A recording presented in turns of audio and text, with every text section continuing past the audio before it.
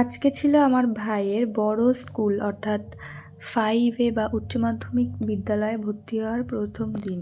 আমার মামাবাড়ির কেউই যেহেতু আগে কখনো স্কুলে আসেনি, ওরা ঠিকভাবে চেনে না, তাই আমাকে ফোন করে বলল যে ভাইকে তুই আজকে স্কুলে ভর্তিটা করিয়ে আয়। মানে আজকে ভর্তি ছিল না, এই স্কুলের নিয়ম হলো প্রথমে পরীক্ষা দিতে হবে, তারপরে পাশ করলে তবেই এই স্কুলে নেবে, তারপরে আরও যা ভর্তির নিয়মগুলো সেগুলো হবে। তো প্রথমেই ওকে আমি স্কুলে নিয়ে আসলাম, তারপরে চারিদিকটা ওকে ঘুরিয়ে ঘুরিয়ে দেখাচ্ছিলাম। আমি যেহেতু এই স্কুলে 2 বছর পড়েছি, 11 আর 12, তো আমি সবই চিনি।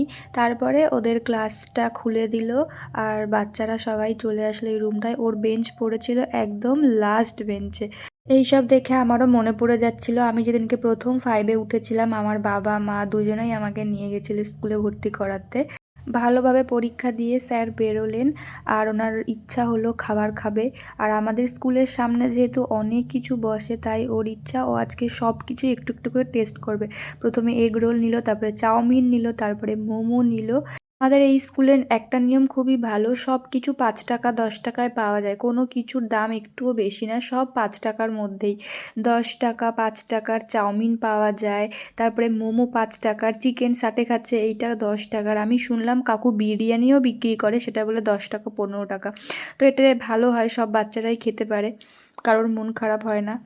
তারপরে আমরা আমাদের বাড়িতে চলে আসলাম, ভাইও আমার সাথে আমাদের বাড়িতে এসেছিল। আর ওদের পরীক্ষা একটায় শেষ হয়েছিল, আর আজকেই ওদের রেজাল্ট দেওয়া হবে 3টের সময়। রেজাল্ট দেখে বোঝা যাবে যে ও কি এই স্কুলে থাকতে পারবে নাকি পারবে না, মানে পাশ করলে থাকতে পারবে।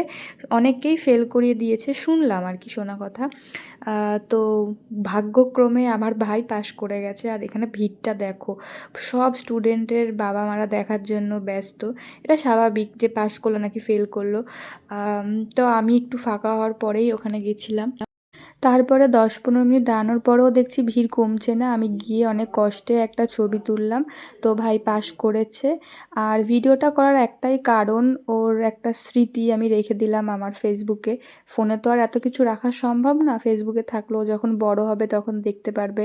সবার জীবনের একটা স্মৃতি, যেমন আমিও প্রথম 5-এ উঠেছিলাম, সেসব তো আমার কাছে আর কিছুই নেই, তো ও তো দেখতে পারবে বড় হলে, তো এটুকুই।